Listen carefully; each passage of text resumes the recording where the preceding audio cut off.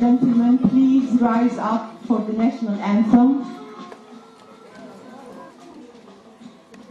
followed by the قراءة الفاتحة على أرواح الشهداء بفلسطين بالداخل والخارج.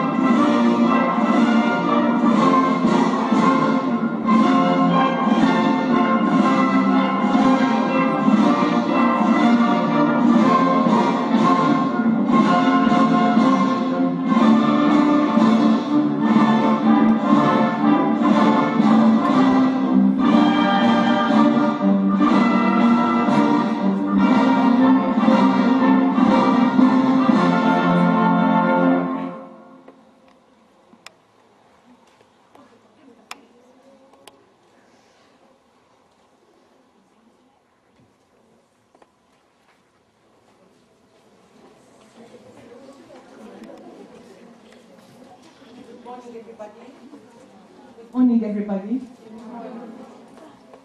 Welcome. To be honest with you, we are so honored to have Dr. Abdullah with us. It took us so long to get him to come to our college, but he had previous visiting to our colleges, actually. We have to thank Mrs. Ahmed for giving us the opportunity all the time.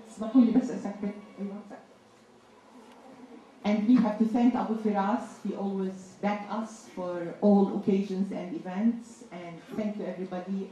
And without you ladies, we could never done this without you. I have to thank Rawan for helping us download all the beautiful pictures. Then I have to thank Hamza and Amjad. Without them, we couldn't have been here.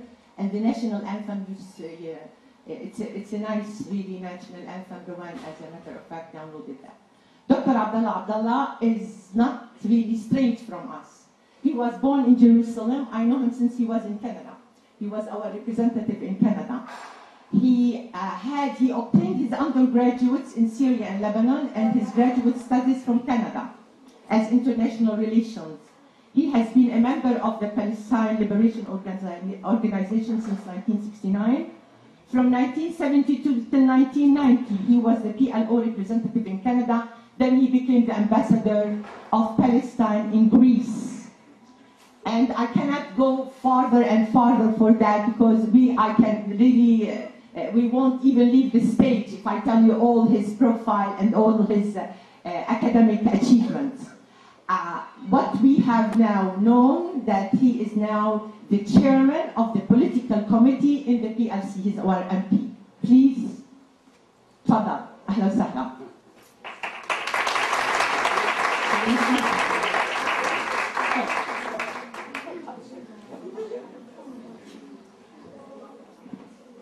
We changed the style today. We say we're in a democratic country, but we changed the style. Our style, تفضل لا اقعد تفضل. To stand لا احنا شايفينك منور علينا بدون ما تبطل. We changed the style today. Our style today, Doctor, is instead of telling us the speech, I'll tell you what, we prepare questions. We bombarded you with questions. Let's choose 10 questions, then you answer whatever you want, then another 10 questions, because you told me you have only 1 hour. I know your time is valuable. Okay, let's start. Who's going to start? Fatme, go ahead. تسمحي لي يعني give me 2 minutes at least to express my gratitude for the people in attendance. Of course, تفضل. It's very nostalgic. I've been in this institution several times. This is the pride of our people that since the occupation started, although it was established before then, but since the occupation, this institution took the responsibility of protecting the integrity of the public the heritage of the country, and it was, of course, the illuminating flame of this protection. One happened to be one of my closest friends. He was more than a friend, really. I learned very many things from him, although he's not older than me, except for about 20 years.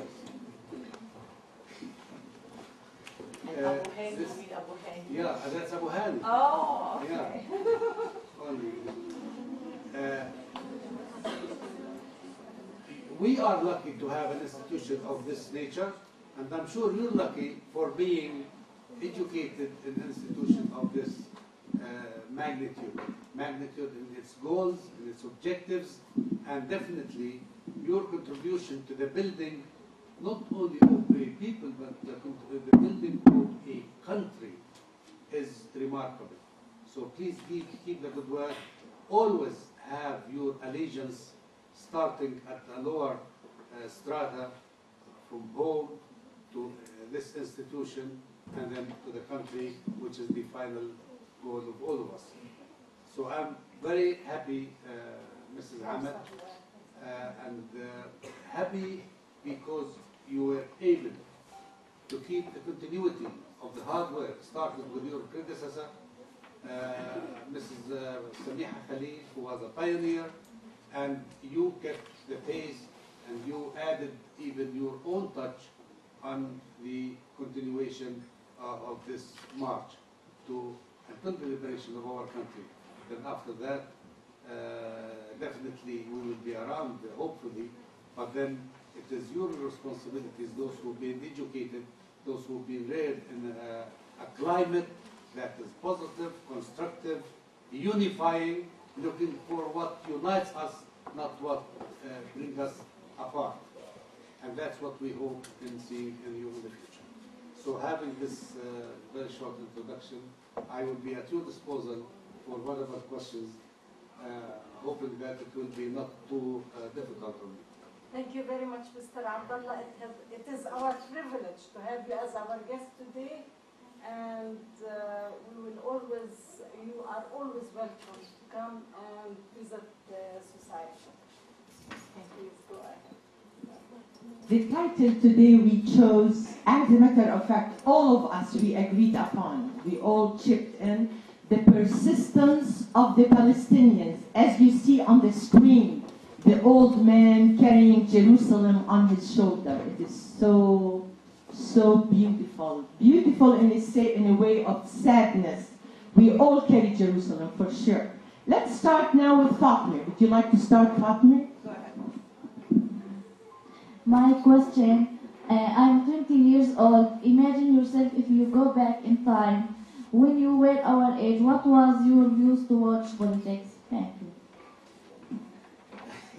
That's very personal. At that age, I was in prison, not far away from here.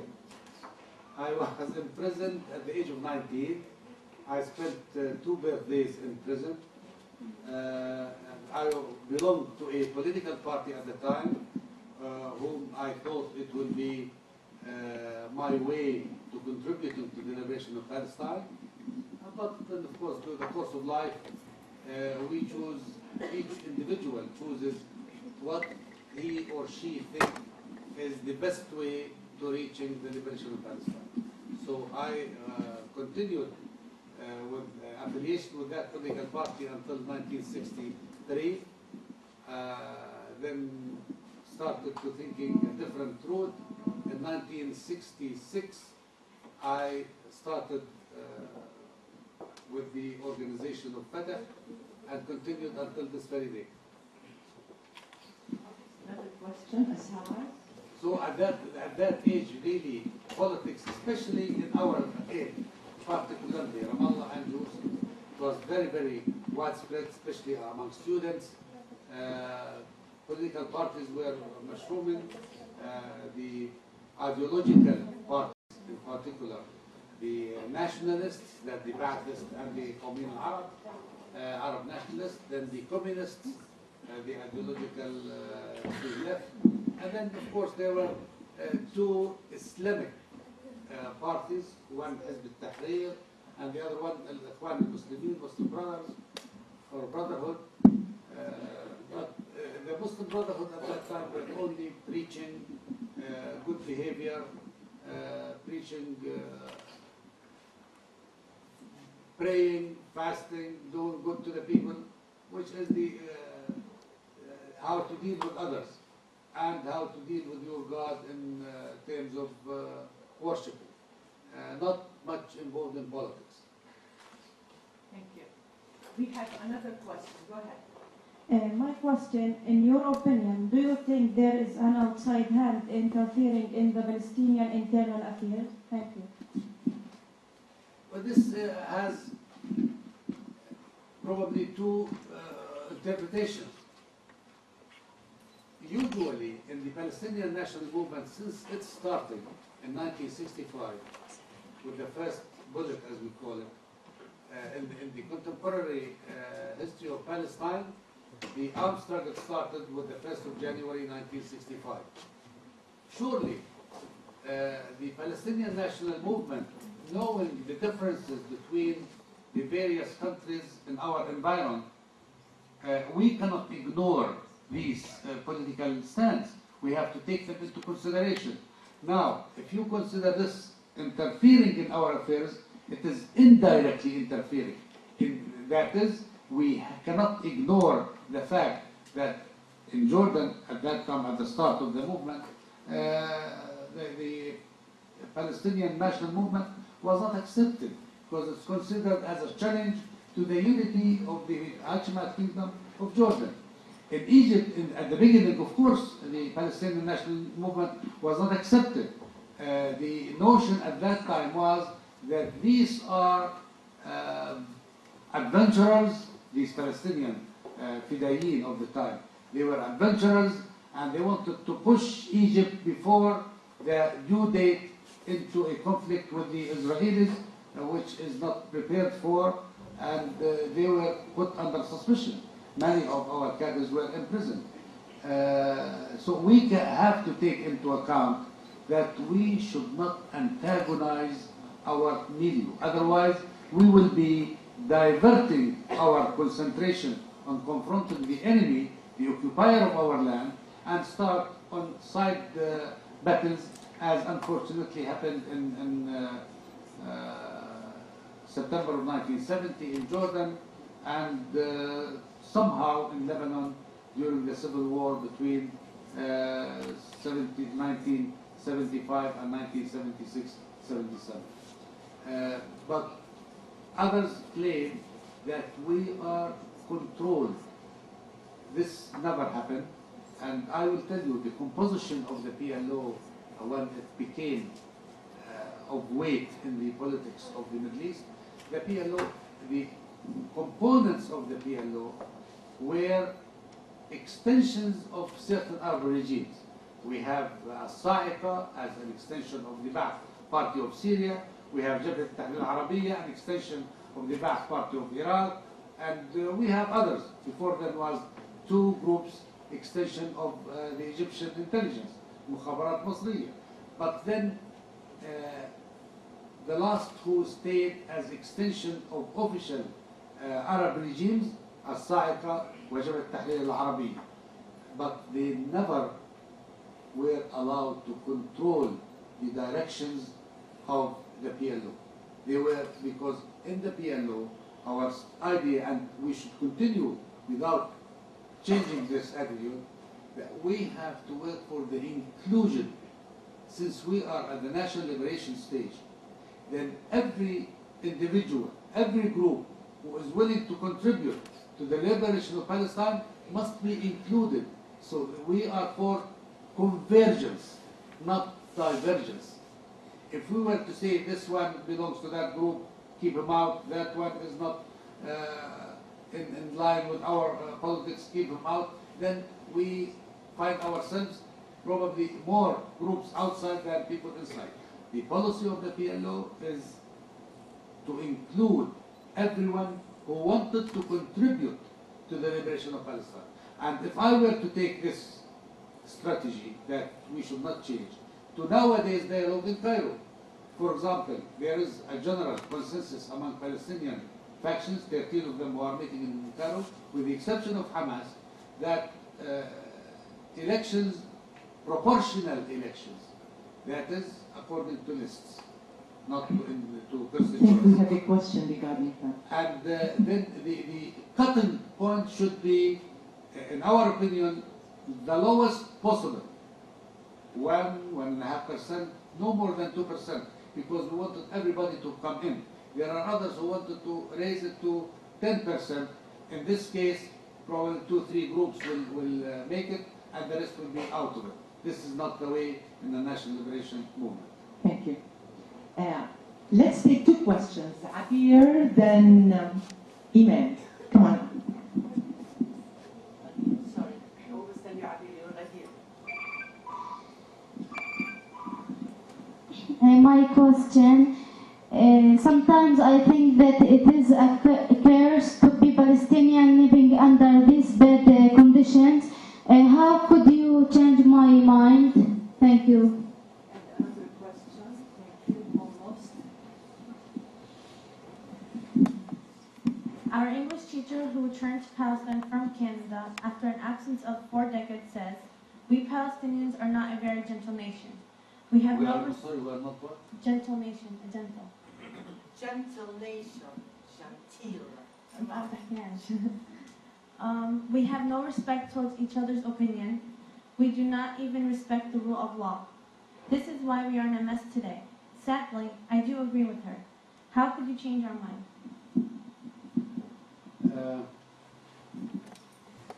We should not forget for a second that we are under occupation.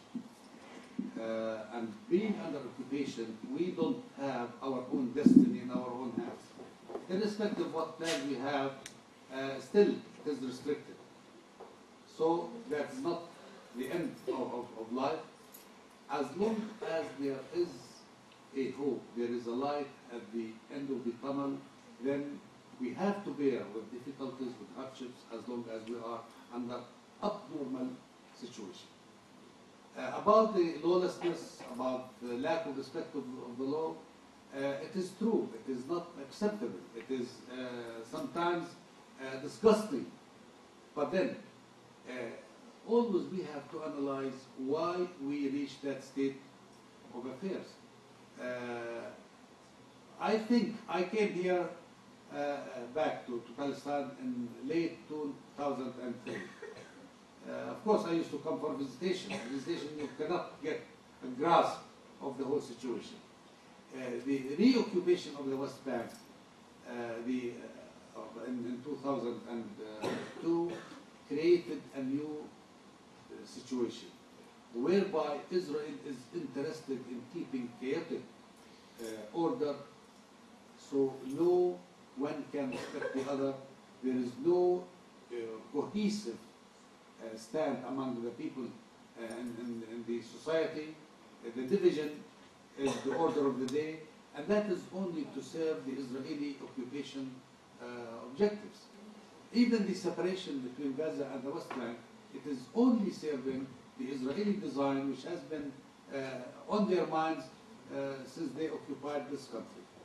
Now, but in the meantime, I should not ignore the fact that there are efforts, genuine efforts, to correct many of the mishaps in our society. Take, for example, the police. I believe the police is by time gaining some sort of respectability among the people. If someone breaks the law, the police intervenes, and he is trying, probably gradually, in a very slow pace, probably, but at least there are directions going into the right way of having the law prevailing in our society, to train ourselves to be respecting the overall law-abiding society. If you in our education as students, we learn that there is a triangle The triangle starts with one of its corners, culture. That culture brings about attitudes. From that culture, we then to get attitudes to certain walks in our lives. These attitudes are translated in the third point of the triangle into behaviors. So as this cycle goes around, culture brings attitudes, the attitudes determine the behavior. Then we have to start to, at least if we start changing the behavior, that change of behavior will reflect back on our attitudes, and then these attitudes will form the revised culture.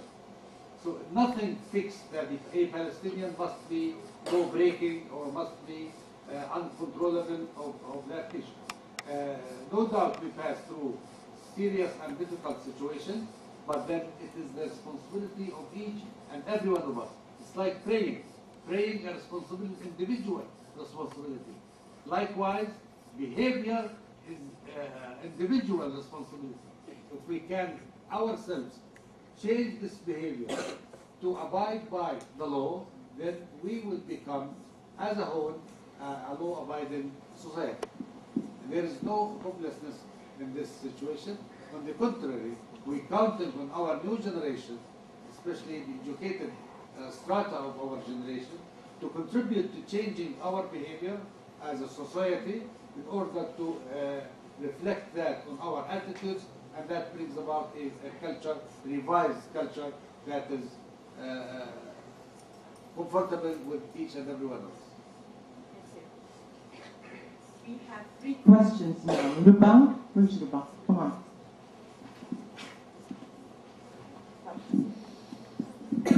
My question: Are you optimistic about the dialogue that took place in Cairo recently between all parties concerned? Thank you.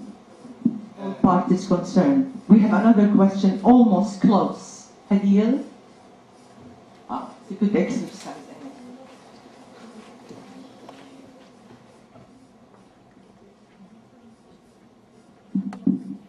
My question: we look forward to a new government, whatever it will be. I think enough is enough. We have to work with each other, not against each other. Do you think it will happen soon? Thank you. And we have Amal. I think 3 questions combined. I'm sure Dr. Abdullah could handle that.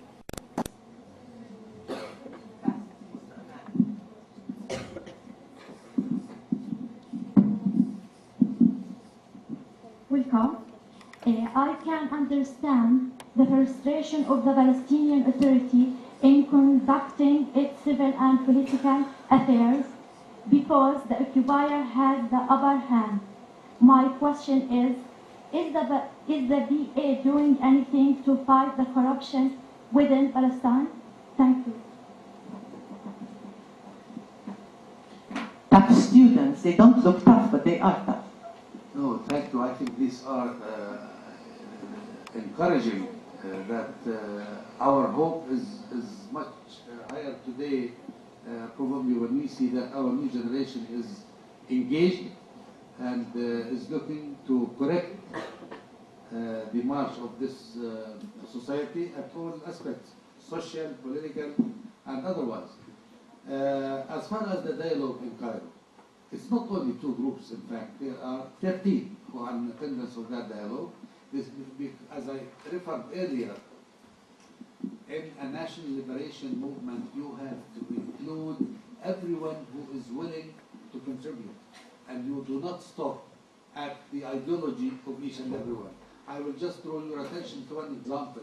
In the early 40s, when the Communist Party of China was leading the national liberation against the Japanese occupation of China, Mao Zedong, who was the Secretary General of the Communist Party, contacted directly Chiang Kai-shek. Chiang Kai-shek was considered the conservative at that time. In the 40s and 50s, were not called conservatives. They were called reactionaries. he contacted that reactionary who was supposed to be aligned with the Americans, and he told them, look, now the war is not between the communists and the conservatives or the reactionaries. The war now is the war of freeing our country from the foreign occupation. So come along, put your hand in my hand. When we finish with the occupation, then we can fight it over ourselves. And that's what happened. This is a good lesson for us. No doubt, as at least since 2006, we have two lines, and not necessarily convergent lines. They are almost parallel. The line of the Palestinian national movement, the totality of the groups within the Palestinian national movement, which thinks that our immediate goal, as it was enunciated in the Declaration of Independence of 1988, what we call it afterwards our peace offensive, the peace plan of the Palestinian national movement, which stands on the two-state solution, creating a Palestinian state on the territories occupied in 1967, of course with East Jerusalem, and fair solution of the refugee question in accordance with the United Nations General Assembly Resolution 194. Now, this is one line, and has been our line since the inception of the Palestinian national movement in the early 19th until this very day. Now, with the election of Hamas in 2006, there's a new line, which is a religious line. We don't stand in the way of having a religion or having God the source of our activities in the future. But we believe at this stage we need to concentrate on the national freeing of our country, achieving our self-determination. There has been some trials since March of 2006, and we faced added problems, not solving any of the problems.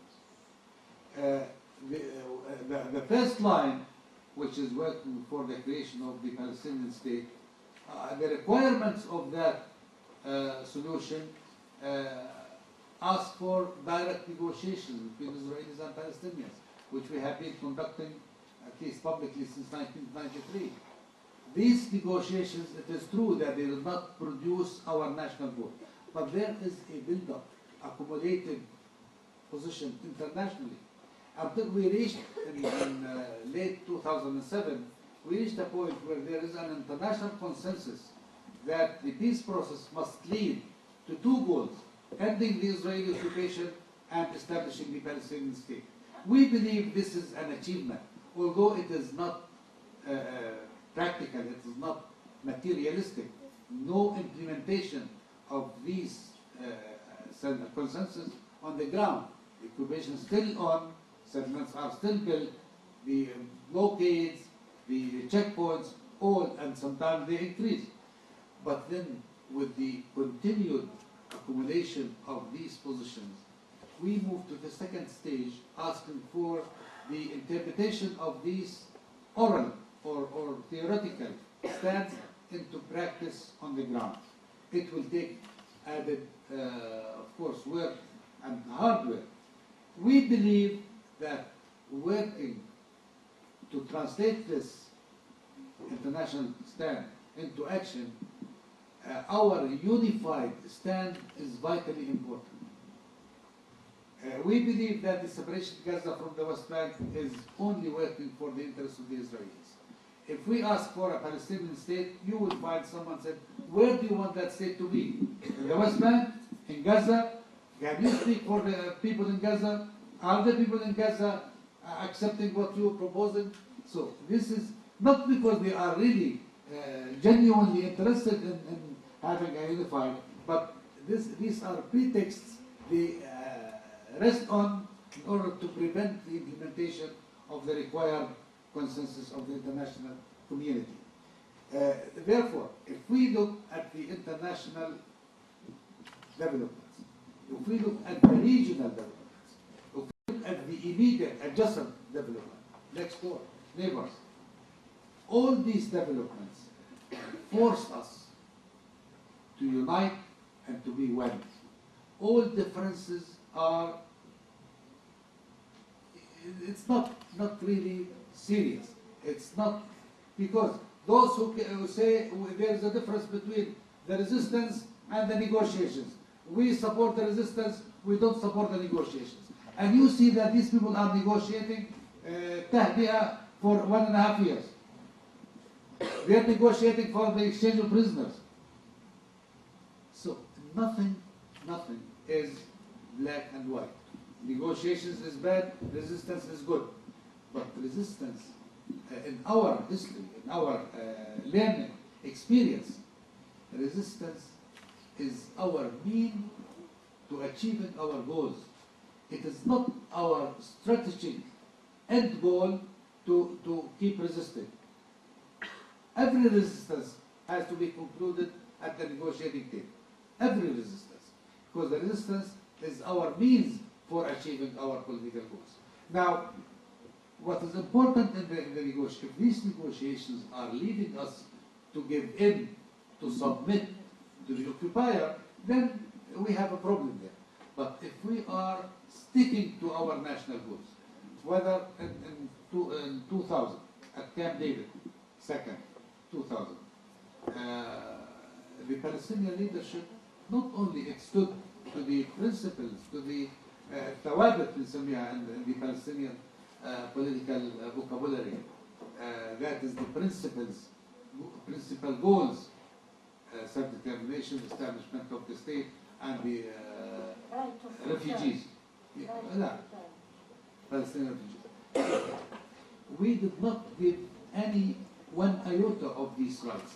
This is why our leader, Arafat, paid his life for that. And he was in captivity, kept comunicado in the Muqata'a for 3 years. Same thing. Olmert is claiming that he offered a generous offer to the Palestinians, but the Palestinians did not respond. Because if we were to give in to the Israelis, as some claim, then I would have suggested that an agreement has been reached some time ago. But because we do not compromise our national rights, it means that we are steadfast and we have to be supported, our forces has to be consolidated to keep in our march to achieving our goals. So, if we take into account, if the people in Cairo who are debating these issues don't stick to their own factional objectives, and they only concentrate on the national objectives, which transcends any factional objective, then we should reach an agreement of unification. We have no other choice. This is not a leisure. We have not too many options, and we have to see this. We cannot proceed divided. No one group, no one faction, irrespective what support it might muster, can stand to the Israeli occupation alone. We as a people have to be together. Being in Inna yesterday, before that Bil'id, Al-Ma'sara, Nazlat Isa, all these things are new ways, new facets of resistance to the occupation, and we should continue with that. As far as the government is concerned, of course we need the government. The government has to run the affairs of the Palestinians in this society, in this piece of land, in this territory. And that means we look for the best government that can run our affairs. It is customary in the whole world that a government is installed. If that government is successful, it will continue longer. If not, it will be dead off. Remember, in history, after the Second World War, Churchill, who was one of the pillars of the Western forces, the Allies forces, in resisting and fighting during the Second World War. Right after the elections, he lost the elections.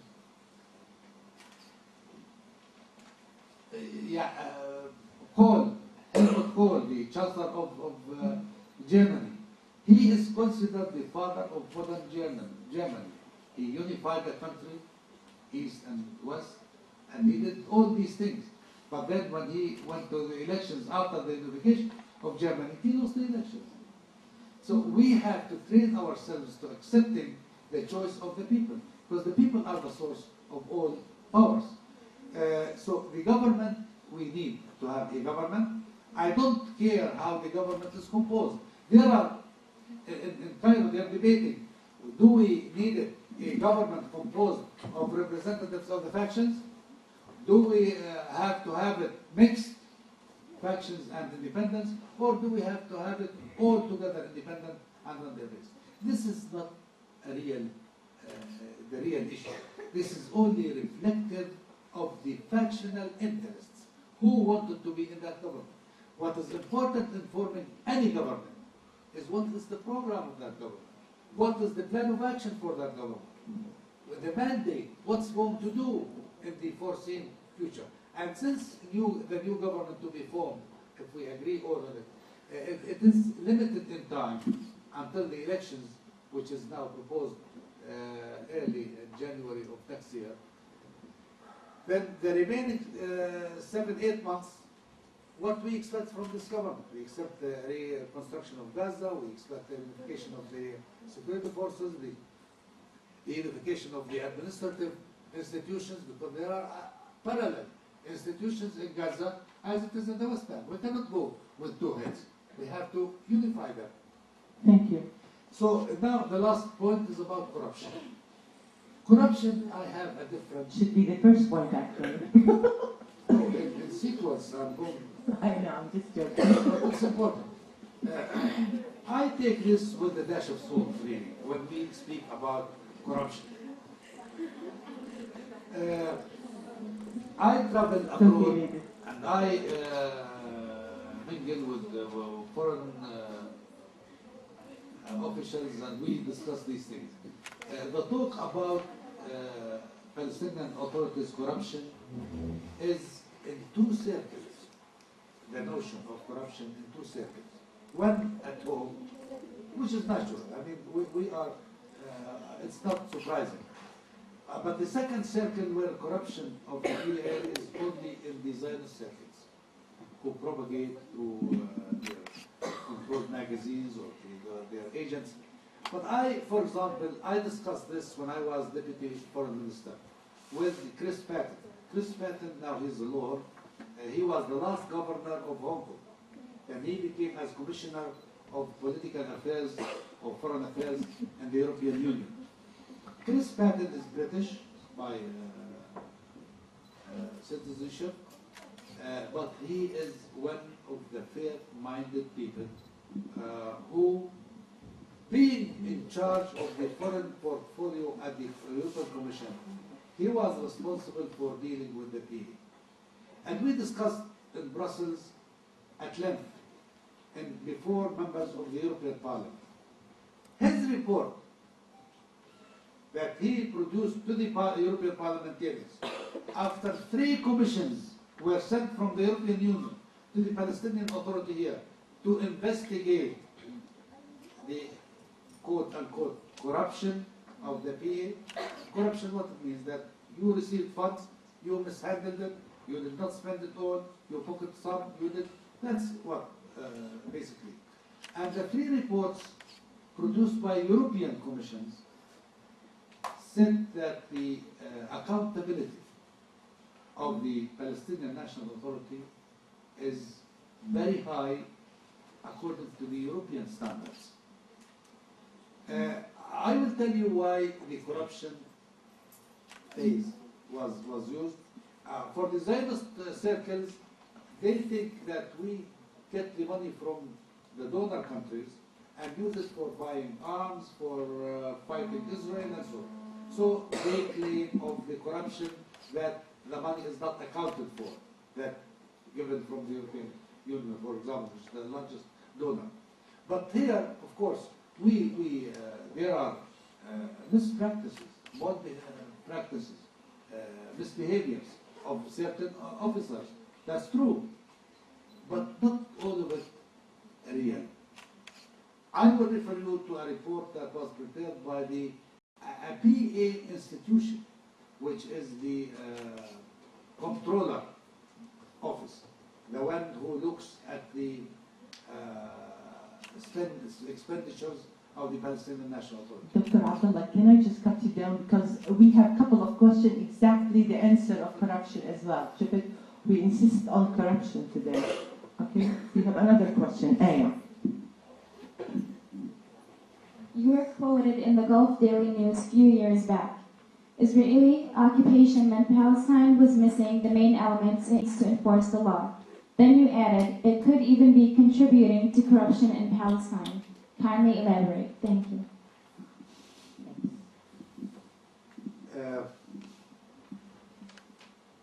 I think usually we learn in logic classes that when you have a term, the first thing you define that term.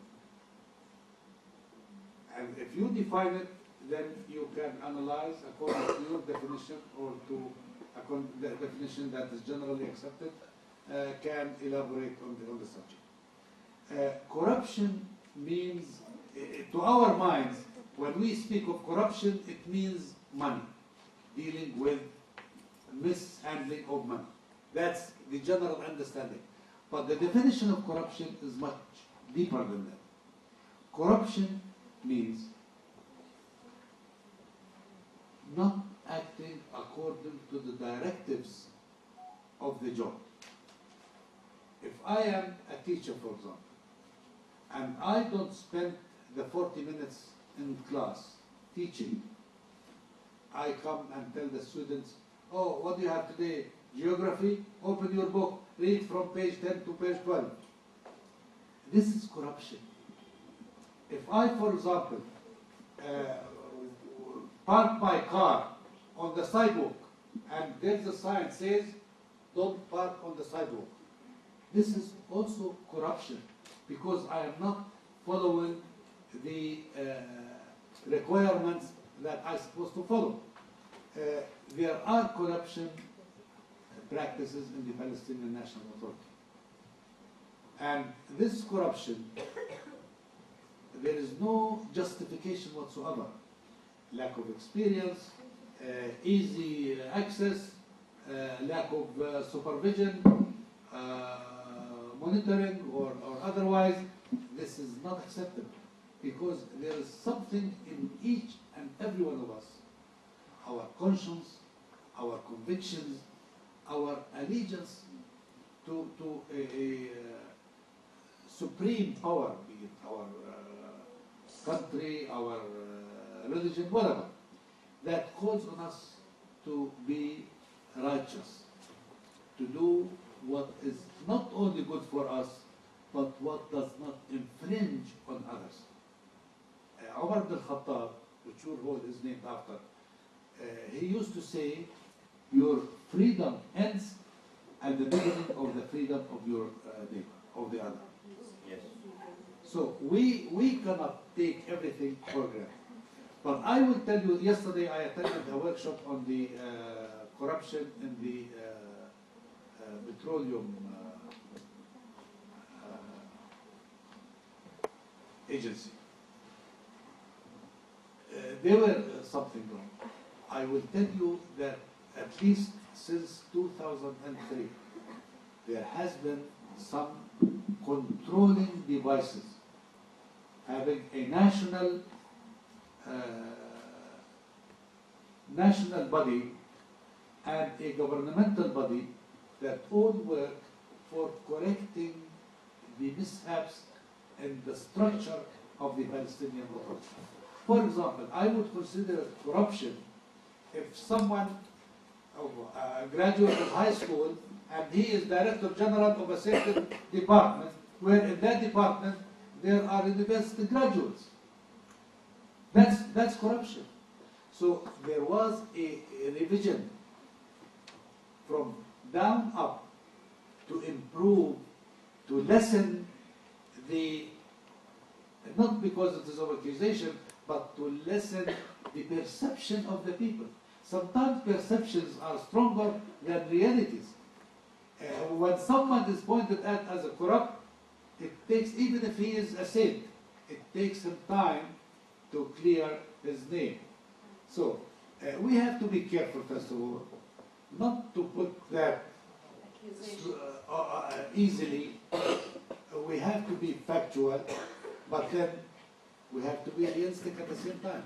We monitor and see, is their effort exerted in cutting short any corruption aspect at all levels, not only financial, but otherwise. Thank you. I believe we are working on that in the right direction. Thank you very much. We believe that and we hope that, don't we? Let's go to the international arena now. Yalla ya Malak, start. Your name is beautiful too. My question is, do you think the international community became more sympathetic lately toward the Palestinian case? If so, where do we stand in their eyes? Thank you. Can we take another one or two or three maybe? You combine them all in one. Amine, where are you? What do you think will be the impact of Obama's policy toward the Palestinian issue? Thank you. Wow, that's good too. Wow, you must be international reader. Yasmin, where are you, Yasmin? Come on.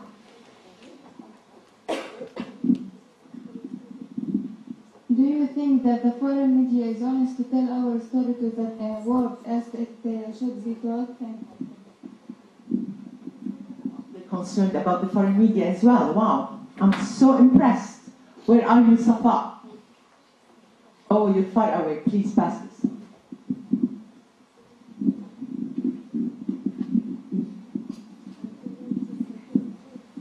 We were not smart when we were your age. Thank you. I tell you, this is really. Honest confession. That's good. Good. Come on. Do you think that the Palestinian community abroad in diaspora play a positive role in the Palestinian cause? Thank you. Good. Okay. Amir, let's finish from all doctor. Okay. 50 years ago, if you encounter an old man and ask, what will most likely happen in your grandchildren's lifetime? Peace in the Middle East, or an African American as a president in the United States? Wow. Thank you. Badati, Amir. Good for you. Good girl. You need a fortune teller. It's true. Ahlan. We understand you receive many delegates regularly. Where do they come from, and what is their aim of coming here to our country? Thank you. Very good. Now to your job, Doctor. Ronza.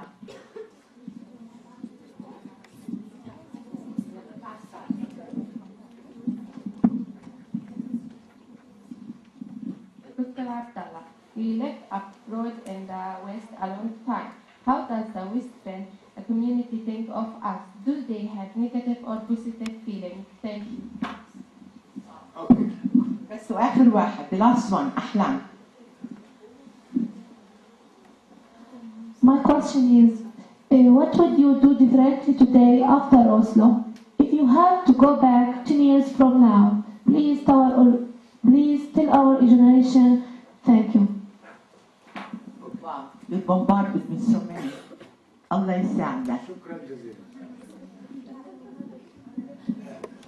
Do you want me to answer يعني question by question in sequence?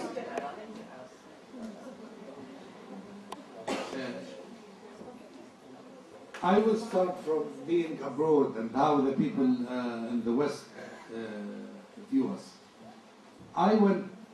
My first trip to the West was in 1969 to explore. I spent 2.5 months in United States and 15 days in Canada.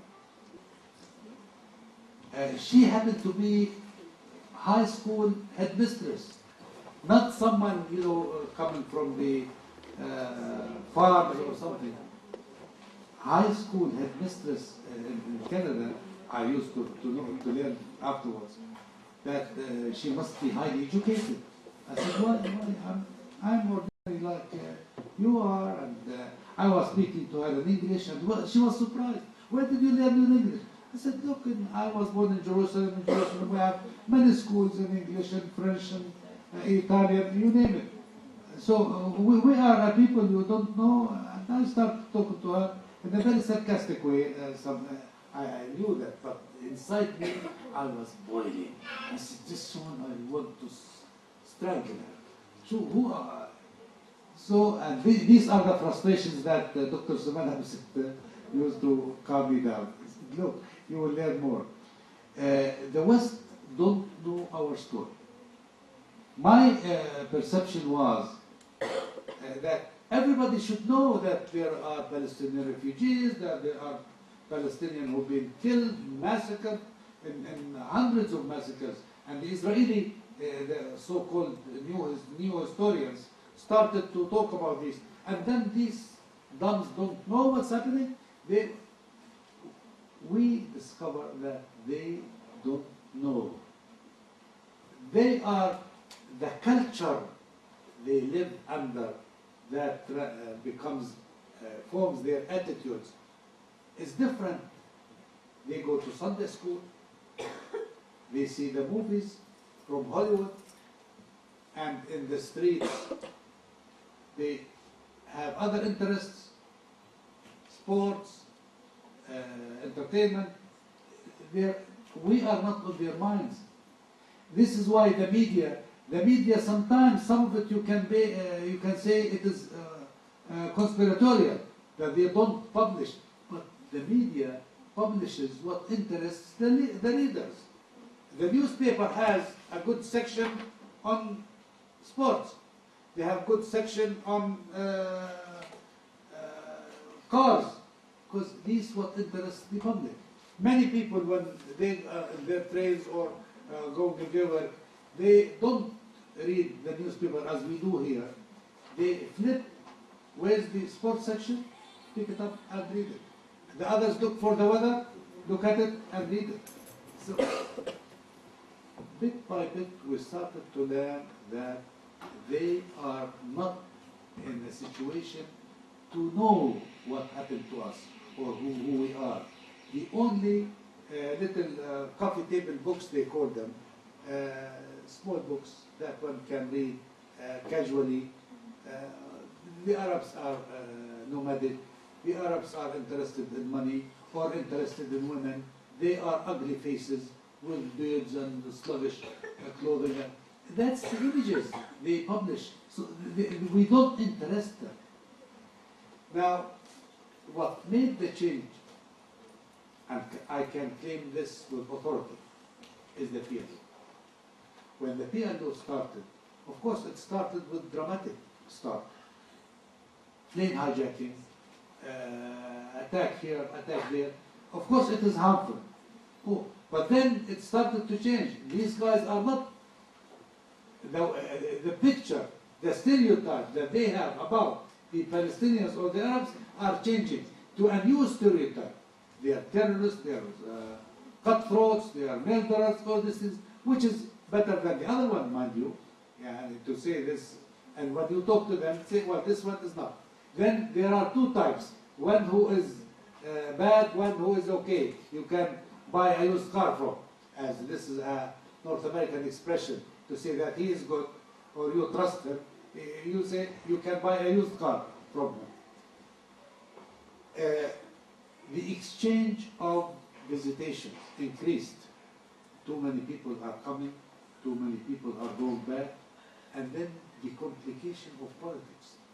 In late 2006, the United States President formed a bipartisan commission headed by Jim Baker, who was former Secretary of State at the time of Bush Sr., and Lee Hamilton, who was chairman of the Foreign Relations Committee of the American Congress, who was a Democrat, one Republican, one Democrat, 12-member people. And they studied the American foreign policy, the impact of the American foreign policy on America itself. And they came to the conclusion that the solution of the Israeli-Palestinian conflict must be a priority because it is in the best national interest of the United States. This means if the United States helps solving this conflict, then it will help improve whether the image of the United States or the United States relations with various countries around the globe. This change, transformation from extreme negative, negligible, to a center of interest for others, because in politics, don't ever count on moralities, on good conduct. Only count on interests. What do you have for me? What can I offer for you? It's مثل بارتر كيف في أيام زمان. يعني I remember as a young kid we used to buy tea with eggs. Barter. Give me this, I give you that. Same thing in politics. There is no whatsoever moralities or ethics. Huh? Ethics. Ethics. No, it's not there. It might be on the side that one can point to it, but it is not an element in politics. In politics, it is interests, exchange of interests. And the bigger you can present as an interest to the other, the more price you can get from that other. So the changing of attitudes in the West, basically because of the image projected by the Palestinians, which is different than the stereotype that has been with them from early days. If you read the Old Testament, and in basic schools in North America, Old Testament is something, even if they are atheists, but in school they read the Old Testament, let alone the TV programs, the radio programs, the Sunday schools, all these things are there, and it is not in our interest. They only speak of Israel, they only speak of the Jews, of the Jewish people, of the promised land, all these things, which is not in line with our historical rights. So, the image projected by the PLO is one. Second, the increased, accelerated exchange of visitation. People are coming to see for themselves. More awareness, I guess.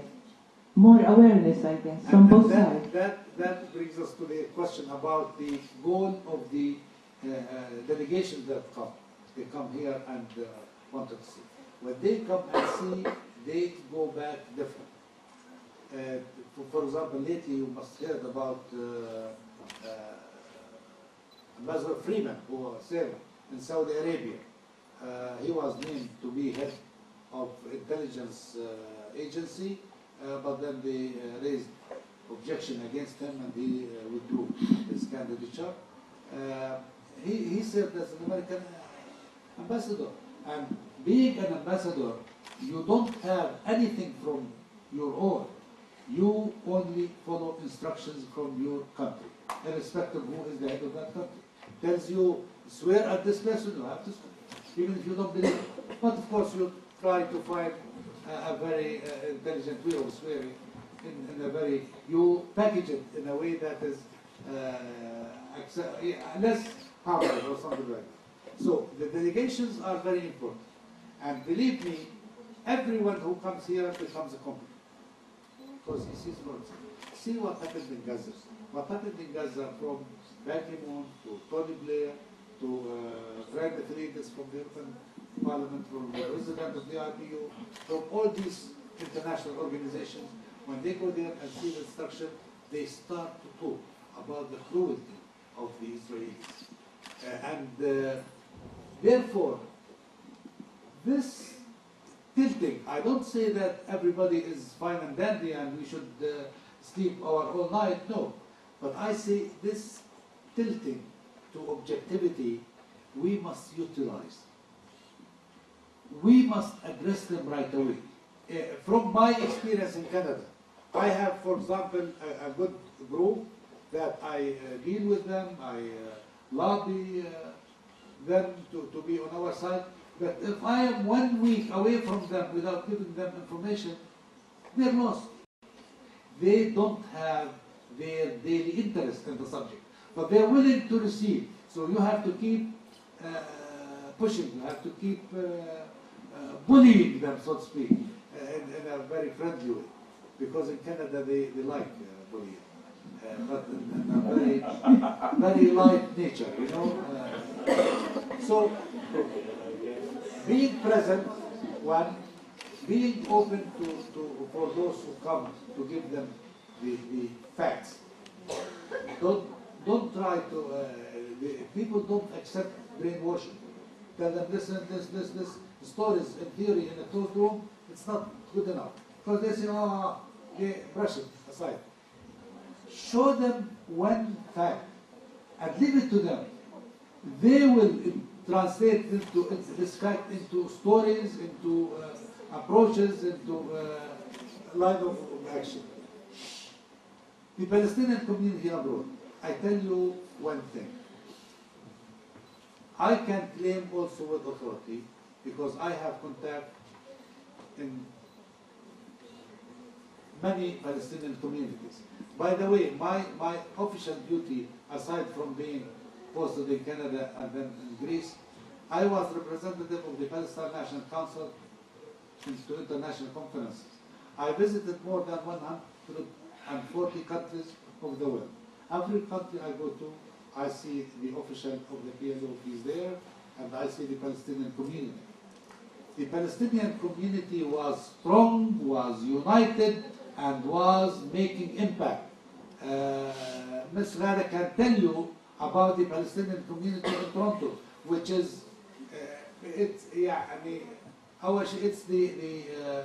money center in Canada, it's the media center in Canada, commercial center in Canada, and it is the strongest Jewish presence, whether in media, in money, in law schools, even in political science teaching. And there used to be one guy, poor soul, but they are there. Now, to have a presence in a community of that complex nature, it's a great success. When the Palestinian community organize a demonstration or organize a picnic or any activity, and the activities are diverse, not only. If you have a party and you invite one member of parliament or one minister or one clergy to speak to your community, that shows, that makes a difference. And our community was a number to reckon with. Unfortunately, and I will warn with strong voice, the division that certain elements are creating in our community abroad is shameful. It's shameful. Here we can fight among ourselves, we can even tear the shirts of each other. But abroad, we should be all Palestinians. I was in Oman last 2 weeks ago for the Arab Parliamentary Union. And in the political committee, we were talking, each one made his presentation. Then one member of the Egyptian People's Party, الشعب, stood and he said in the statement, we have to express our appreciation for the role of President Hosni Mubarak in reconciliation and so on. So there were some murmuring, and some three voices were against that, and he said, look, in Egypt, I was the one who led the demonstration, chanting the slogan, جمال كل أبوك المصريين بيكرهوا. Yes. And this is what I shouted in Cairo. But here I am Egyptian. Here in Oman, I am Egyptian. The same advice I would give to every activist Palestinian. That let us have our get at each other's throats here, but abroad we have to be one. We have to be united behind the goals of our people, which is freedom, independence, sovereignty, state, right of refugees, all these things.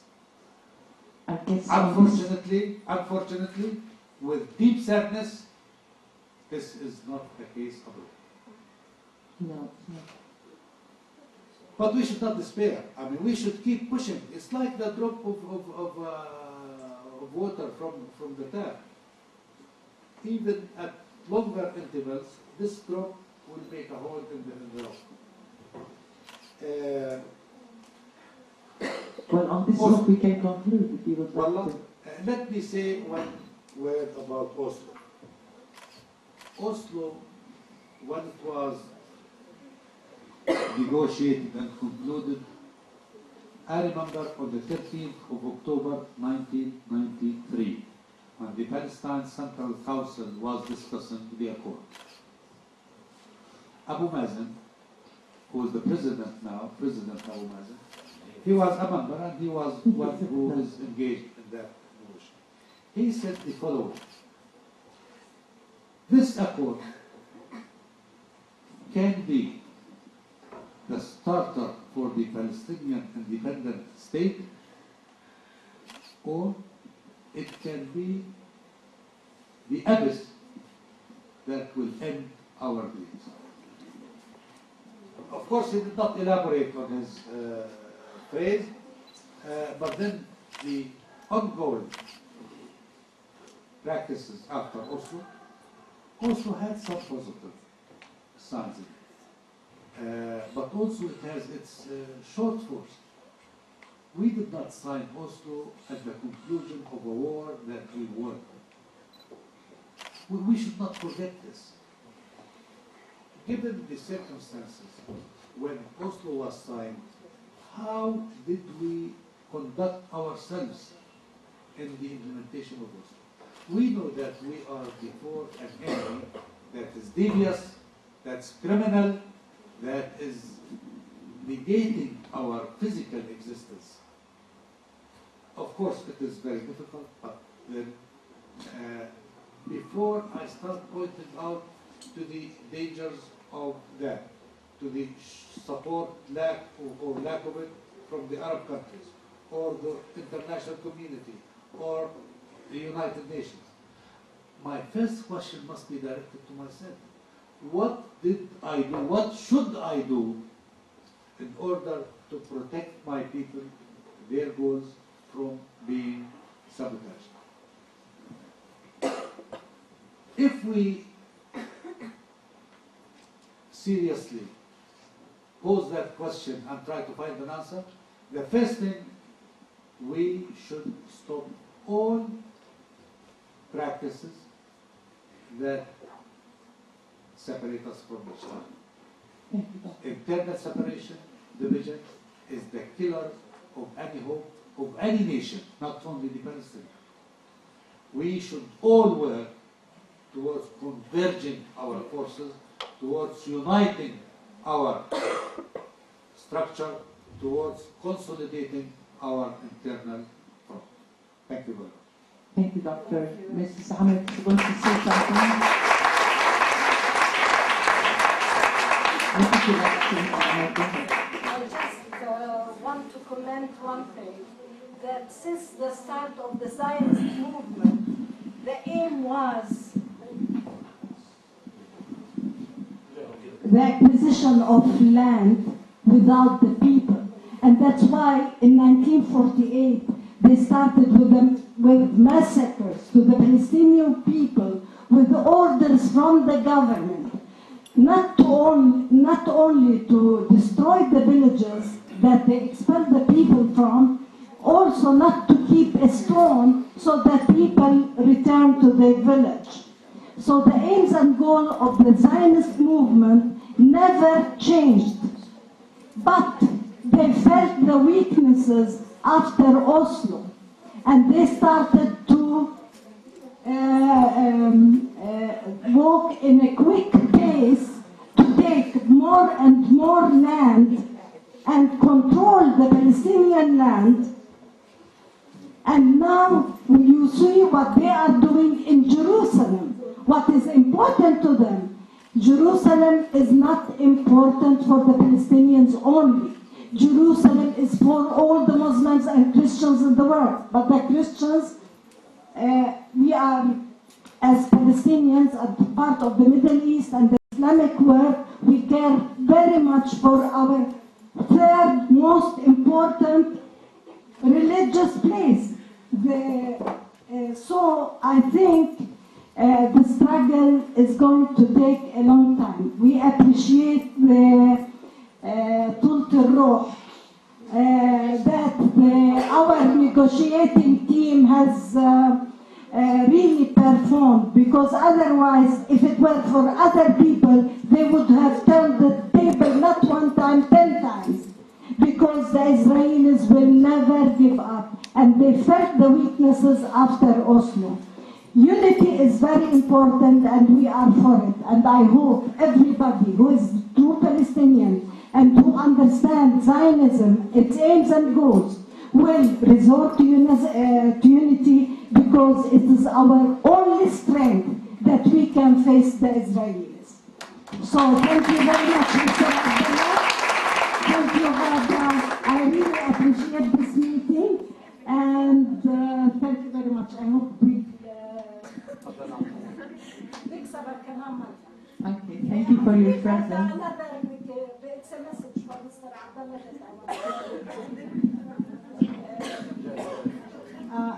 Another thing, do you really feel, Mr. Abdullah, that we as Palestinians, the PLO especially, did their homework properly when we had offices in the West and we had to commute with the foreigners in Italy, in France, in Germany, in Canada?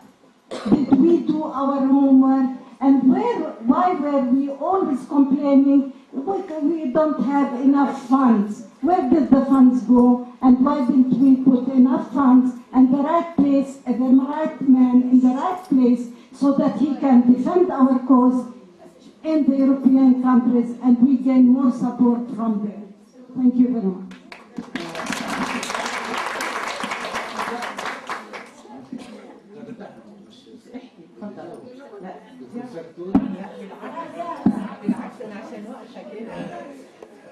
بالعربية بالانجليزية. لا زي ما قلت يعني، بس هقول لك شغلة.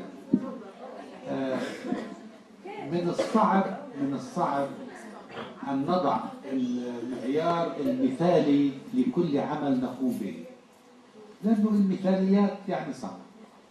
هذه واحدة. اثنين، أنا واحد من الناس، يعني أنا يمكن أعتبر من أقدم سفراء فلسطين الحقيقة. إحنا بدأ تعييننا في اتفاق بين الجامعة العربية بين منظمة التحرير. أنت سمعتك طيب؟ لا مش أنا، لا بدي أقول لك أنا ما اسمح لي. لا ما هو يعني كنا ولا يعني I don't want to be misunderstood. أنا أقول لك شو الظروف.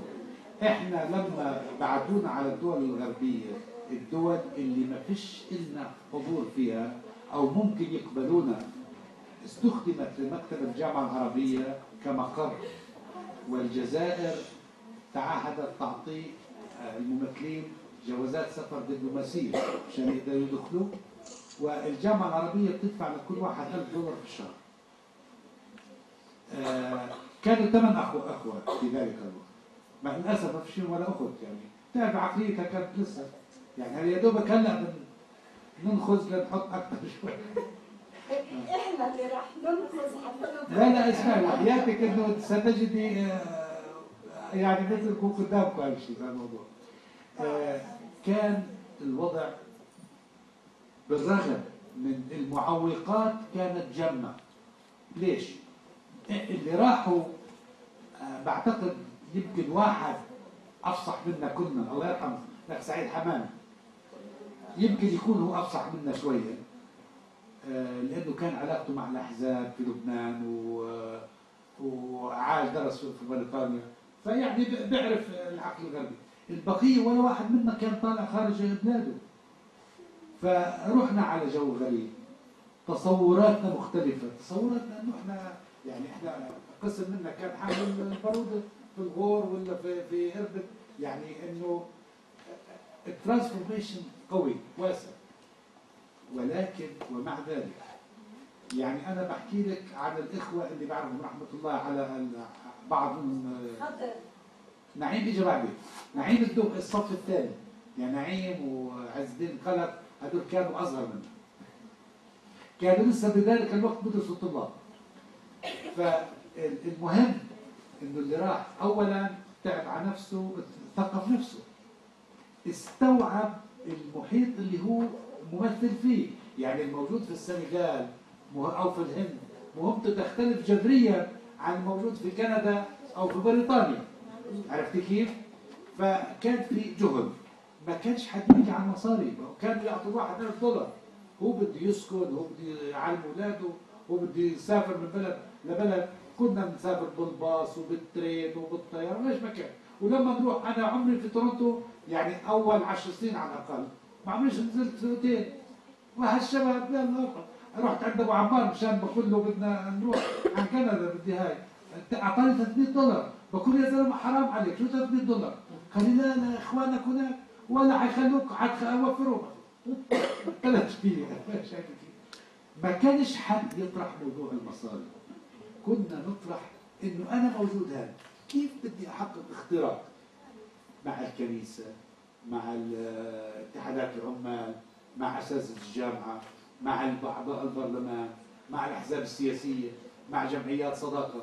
الواحد كان غرقان انه كيف يحقق اتصالات وعلاقات مع هدول الناس، ما يسالش المصاري لم تكن مشكله. انا اذا بدي اقول لك انت قراتي افكاري، لانه انا لما في زياراتي الاخيره برجع على الاخوان بقول لهم يا اخوان تغيرت الاتيتيودز كامله. انا بروح على بلد مثلا بزور الاخوان في الصباح، اللي بقعد بقول لي انا تاخرت علي الترفيع، لازم ترفعت من 1-1 وصارت 1-3. الثاني بقول لي انا ما عملوليش خلال المعيشه لحد هلا، وبنتي ما سجلوهاش وما تبعولهاش استحقاقها. فالامور تغيرت. انا بقول لك هلا بدها علاج، بدها علاج، بدها علاج. زائد ولا واحد. احنا كنا فكره كانوا هم في بلادنا يسمونا سفراء، بس احنا ولا سفراء ولا شيء، حبتين ماشيين بهالشارع نبقى ما حدش بيسال عن موقع. انا كنت في كندا لم مسؤول وزاره الخارجيه اجى بده يجتمع فيه، اتصل والتقينا في مطعم واصلا يدفع غداء، قلت له بلاش بتوفر علي. وشفت وزير الخارجيه بعد 7 سنين في كندا، وكيف شفته؟ اتفقنا انه القي عند صديق سيناتور في البرلمان، صديق يعني من حزبه، وهو بدخل من باب وانا بدخل من الباب الخلفي وبطلع من الباب الخلفي. وليش بده يشوفني؟ مش يعني لانه صار في مشكله في سفارته في بيروت بده اساعد المنظمه تساعد سفارته في بيروت. فانا بديت وراكم، لا لازم اشوف الوزير شو بده، بس لعب علي قال لي واحد من باب. يعني ما كناش هالبهرجه ولا كنا، ما كانتش تتدخل، معنيين كيف نسجل نقاط سياسيه. انا بقول لك هي بدها تتغير، وخاصه الان عندنا كفاءات اكثر، يعني عندنا كفاءات اكثر. يعني قبل انا كنت بدرس في البحرين كيمياء ورياضيات، جيت حملت هالبارود بعد سنه قالوا لي لا بنستفيد منك في مكان ثاني وودوني، ما كنتش عارف يعني طبيعه العمل، ما كنتش عارف. بس الفرق انه يعني ما دام موجود في الموقع بدي اتعب حتى انجح، ما حدش بحب يفشل. بدنا نكرس الانتماء الوطني والخدمه بين قوسين خدمه العالم. Thank you very much, Doctor. Before we go, we have a very simple, a token present for you. You'll be surprised when you open it. It's so North American. Please, could you? No. Please open it because the girls didn't see it, but it was their idea. هنا نفتح السعودية تغيرت. Exactly. We're expecting that too, aren't we? هذه ملفوفة على الطريقة الكندية كثير مهمة.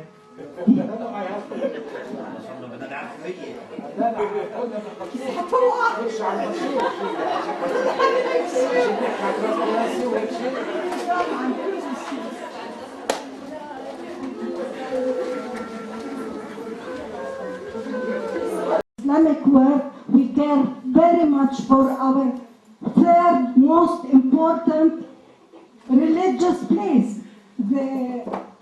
So I think the struggle is going to take a long time. We appreciate the طولة الروح that our negotiating team has really performed, because otherwise, if it were for other people, they would have turned the table not one time, 10 times, because the Israelis will never give up, and they felt the weaknesses after Oslo. Unity is very important, and we are for it, and I hope everybody who is true Palestinian and who understands Zionism, its aims and goals, will resort to unity, because it is our only strength that we can face the Israelis. So thank you very much, Mr. Abdullah. Thank you, غادة. I really appreciate this meeting, and thank you very much. I hope we... Okay, thank you for your presence. It's a message for Mr. Abdullah.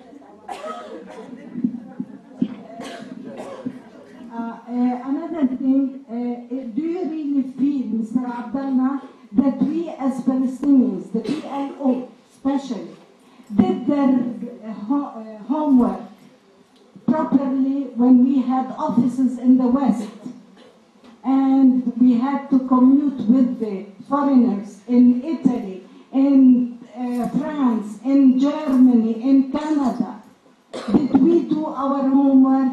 And why were we always complaining we don't have enough funds? Where did the funds go? And why didn't we put enough funds and the right place, the right man in the right place, so that he can defend our cause in the European countries and we gain more support from there?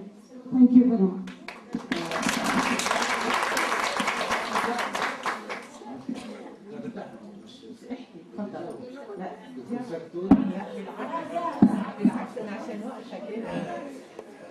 بالعربية بالانجليزية.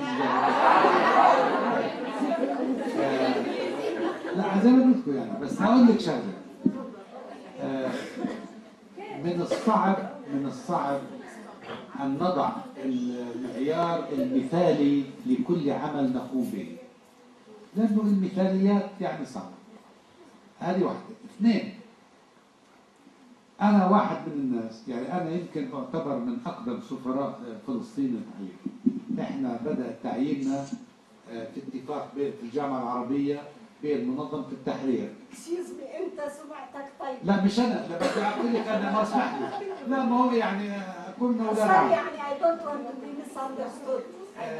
أنا أقول لك شو الظروف. إحنا لما بعتونا على الدول الغربية، الدول اللي ما فيش إلنا حضور فيها أو ممكن يقبلونا، استخدمت لمكتب الجامعة العربية كمقر، والجزائر تعهدت تعطي الممثلين جوازات سفر دبلوماسية عشان يقدروا يدخلوا، والجامعة العربية بتدفع لكل واحد $1000 في الشهر. كانوا 8 أخوة في ذلك الوقت، مع للأسف ما فيش ولا أخت، يعني تعرف عقليتها كانت لسه يعني هل يا دوبك هلا ننخذ لنحط اكثر شوي. احنا اللي راح ننخذ حتى لا اسمعي وحياتك انه ستجدي يعني مثلكم قدامكم هذا الشيء هذا الموضوع. كان الوضع بالرغم من المعوقات كانت جمة. ليش؟ اللي راحوا بعتقد يمكن واحد افصح منا كلنا، الله يرحمه لك سعيد حمامي، يمكن يكون هو افصح منا شويه، لانه كان علاقته مع الاحزاب في لبنان وعاش درس في بريطانيا، فيعني بيعرف العقل الغربي.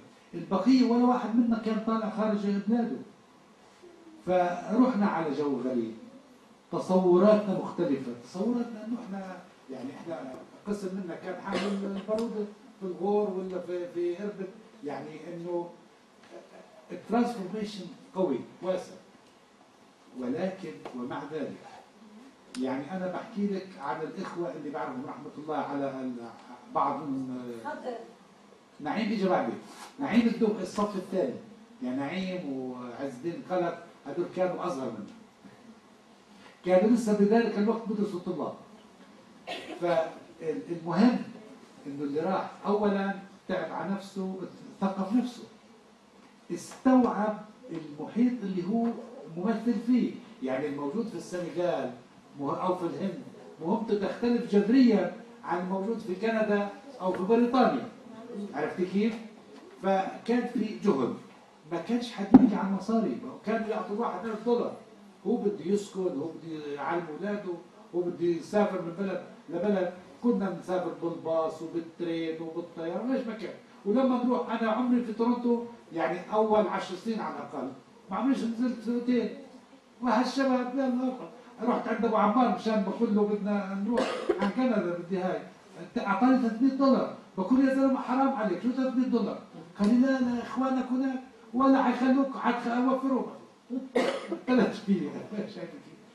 ما كانش حد يطرح موضوع المصاري، كنا نطرح انه انا موجود هذا، كيف بدي احقق اختراق مع الكنيسه، مع اتحادات العمال، مع اساتذه الجامعه، مع اعضاء البرلمان، مع الاحزاب السياسيه، مع جمعيات صداقه.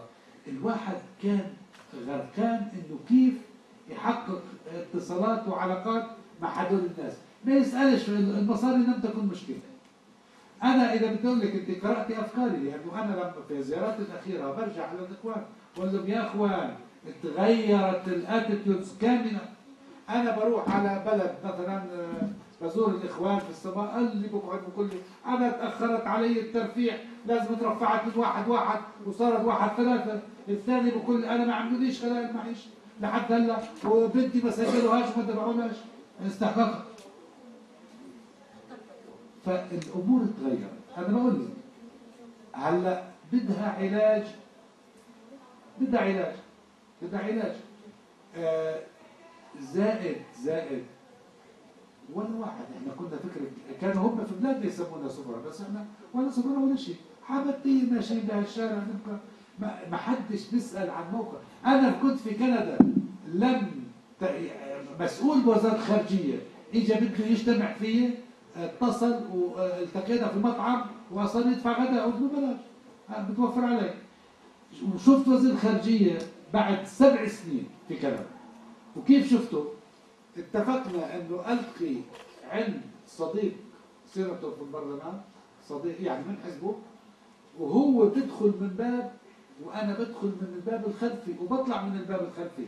وليش بده يشوفني؟ مش يعني لانه صار في مشكله في سفارته في بيروت بده اساعد المنظمه تساعد سفارته في بيروت. فانا ضليت وراه قلت لا لازم اشوف الوزير شو بده، بس لعب علي قال لي واحد من باب. يعني ما كناش هالبهرجه ولا كنا، ما كانتش تتأثر معنيين كيف نسجل نقاط سياسيه. انا بقول لك هي بدها تتغير، وخاصه الان عندنا كفاءات اكثر، يعني عندنا كفاءات اكثر. يعني قبل انا كنت بدرس في البحرين كيمياء ورياضيات، جيت حملت هالبارود بعد سنه قالوا لي لا بنستفيد منك من مكان ثاني وودوني، ما كنتش عارف يعني طبيعه العمل، ما كنتش عارف. بس الفرق انه يعني ما دام موجود في موقع بدي اتعب حتى انجح، ما حدش بحب يفشل. بدنا نكرس الانتماء الوطني والخدمه بين قوسين خدمه العالم. Thank you very much, Doctor. Before we go, we have a very simple, a token present for you. You'll be surprised when you open it. It's so North American. Please, could you? No. Please open it because the girls didn't see it, but it was their idea. Well, anyway, احنا في بلادنا واحد مش لازم يفتح هدايا. هنا نفتح السعودية صغيرة. Exactly. We're expecting that too, aren't we? هذه ملفوفة على الطريقة الكندية كثير مهمة.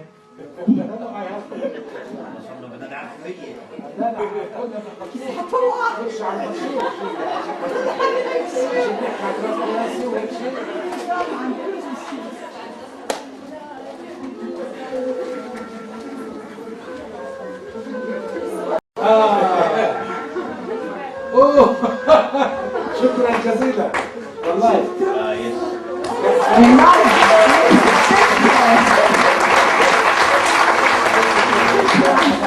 كان عندي كولكشن في كندا على الراديو او على التلفزيون، لما تروح على برنامج يعطوك بالضبط. Exactly. So can you يعني بيستاهل يعطوك الدلاوة.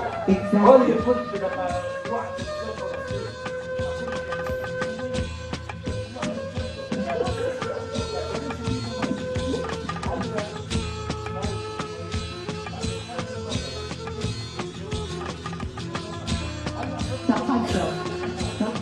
يلا long live Palestine. Long live Palestine. Long live Palestine. Thank you, doctor. Thank you very much. It was a pleasure.